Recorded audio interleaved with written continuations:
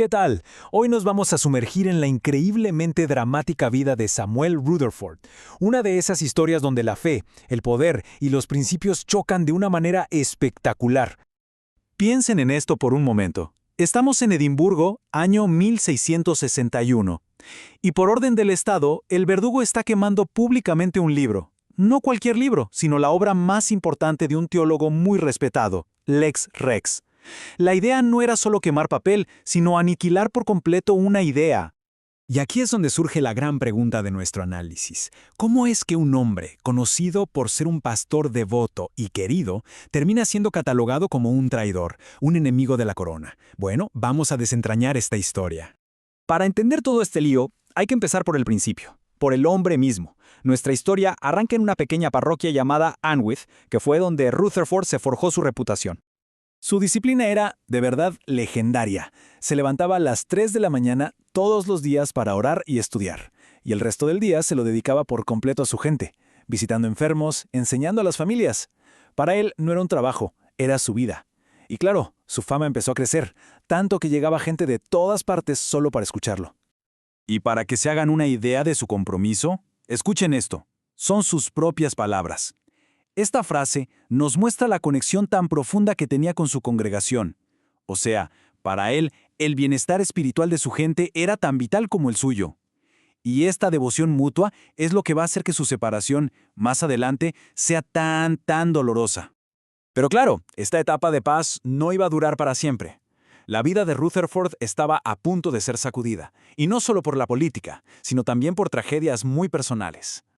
Y ojo, antes de que el Estado lo persiguiera, el sufrimiento lo encontró en su propia casa. En un solo año, imagínense, perdió a 2 de sus hijos y poco después a su esposa tras una enfermedad larga y muy dura. Y por si fuera poco, justo después, él mismo cayó enfermo de gravedad. Es un recordatorio de que sus batallas no eran solo ideológicas, eran profundamente humanas. Entonces, ¿cuál era el conflicto político que iba a definir su vida?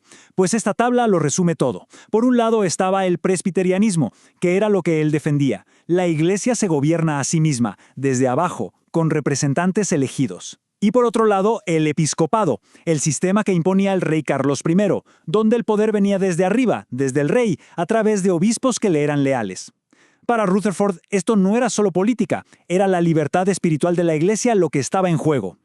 Y el conflicto, como suele pasar, se personalizó. ¿El responsable? Este señor, el obispo Thomas Sitzerf. Lo describen como un hombre intolerante y con ideas teológicas que chocaban de frente con las de los presbiterianos. Y no pasó mucho tiempo antes de que pusiera sus ojos sobre el pastor más influyente de la zona, Rutherford. El plan para sacárselo de encima fue, digamos, bastante sistemático. Miren la secuencia.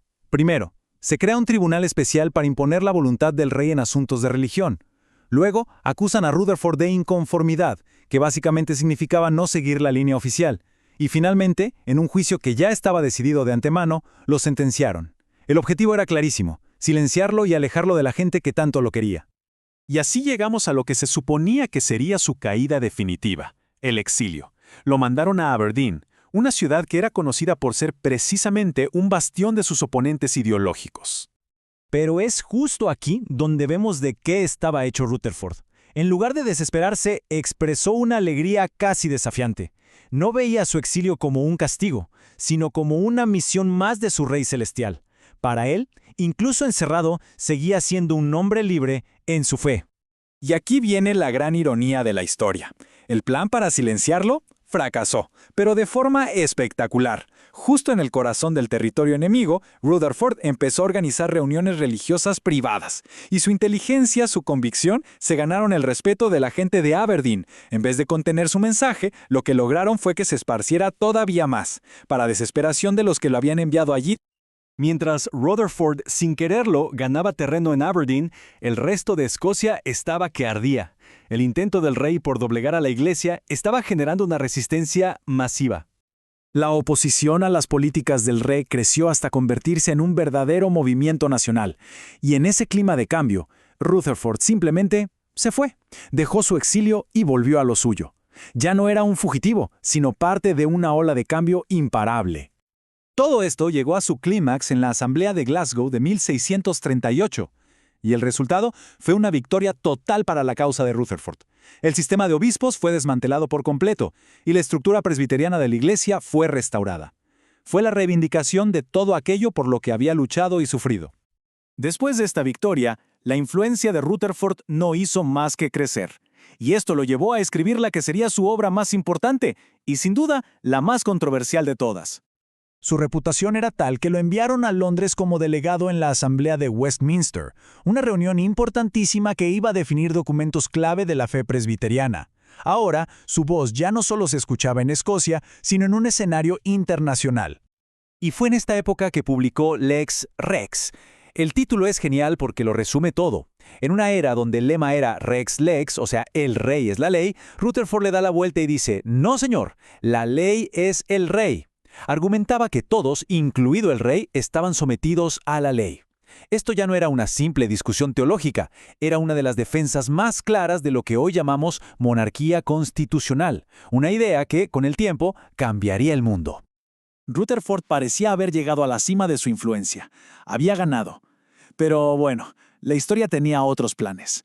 Y el golpe de vuelta iba a ser brutal. Con el regreso del rey Carlos II al trono en 1660, todo se vino abajo, y muy rápido. En cuestión de meses, el nuevo parlamento, leal al rey, deshizo todo por lo que la generación de Rutherford había luchado. ¿Y su objetivo principal? Pues el hombre que se atrevió a escribir Lex Rex. Lo acusaron de alta traición. Y así volvemos al principio. ¿Recuerdan? La escena del libro quemándose. Lo despojaron de todos sus cargos, le quitaron su salario, le ordenaron presentarse ante el Parlamento para recibir su sentencia, que sin duda alguna iba a ser la muerte. Pero había un factor que sus enemigos no podían controlar, su propia salud, que se estaba apagando. Antes de que pudieran juzgarlo, el 19 de marzo de 1661, Samuel Rutherford murió.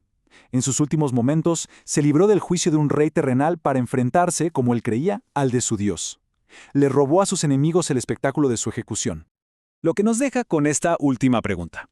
Quemaron su libro o persiguieron su cuerpo, pero no pudieron matar su idea. Ese argumento de que el poder debe someterse a la ley se convirtió en una pieza fundamental del pensamiento democrático. La vida de Rutherford nos plantea una cuestión esencial. En la eterna lucha entre el poder y los principios, ¿qué es lo que de verdad perdura?